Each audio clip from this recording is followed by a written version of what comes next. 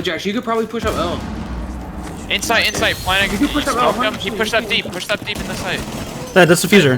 One above, one dining. One above, dining. One above, one dining. One still above. Thatcher's in breach now, in breach. Diffuser's deep. In kitchen. Smoke dead, smoke dead.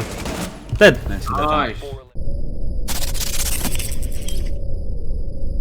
Hey, what's going on guys, timzy here, and today I'm going to be explaining how I control the SMG-11 Recoil, and I'm going to explain some warm-ups that I do just to help that out, and hopefully this kind of helps you guys improve and get better at controlling this gun. But anyways, if you guys enjoy this type of content, make sure to hit that subscribe button for future videos.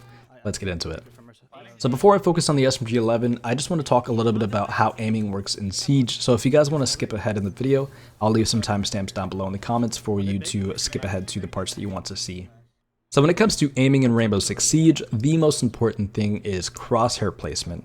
In a game like Rainbow Six, where there's a one-shot headshot mechanic, having a good crosshair placement as well as pretty good reaction time will mean the difference between you winning or losing your gunfights.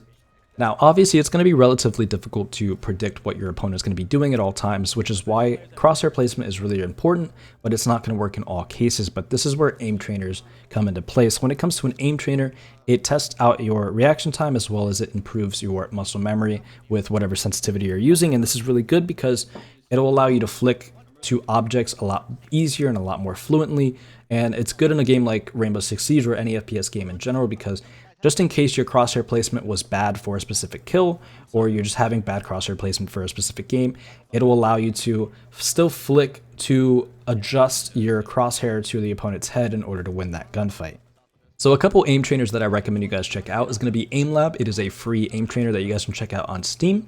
And if you guys don't mind spending a little bit of money, I will recommend Kovacs as well. So I'll leave the link down in the description below for both of those. So when it comes to controlling the SMG-11 Recoil, it all starts with the attachments. And the attachments that you want to run on your SMG-11 is going to be flash hider, vert grip, and whatever 1x sight that you want to use. And the reason behind this is because currently the flash hider is and has been the best barrel attachment for the SMG-11 for quite a while. So if you guys are not using that, you need to swap to the flash hider. So with the SMG-11, the first 7 to 8 shots are pretty much straight up. So in this case, you just need to pull straight down.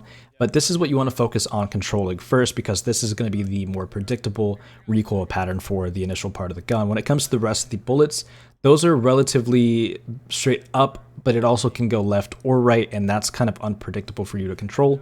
So this is going to be the harder part of the SMG-11 to control. So you want to focus a lot on the first 7 to 8 bullets, which is why you want to use the flash hider, because that focuses a lot more on burst fire, and this is what you should be doing with the SMG-11 in the first place.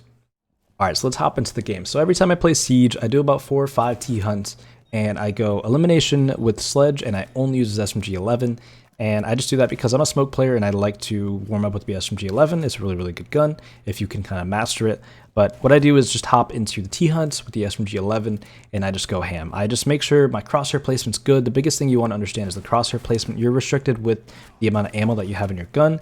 So make sure your crosshair placement's good, and you want to control the burst fire recoil for this gun. And as you can see, this is going to be a visual representation of why.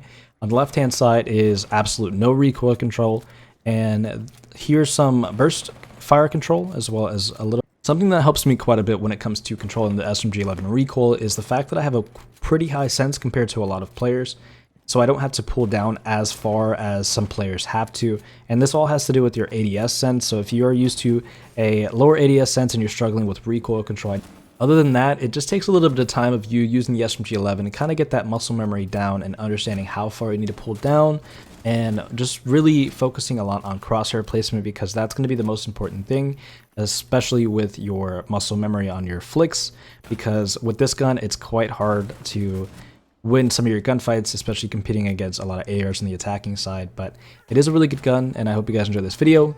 If you did so, don't forget to leave a like on the video, and if you guys are new to the channel, consider hitting that subscribe button for future content. Anyways guys, I'll see you in the next video. Peace.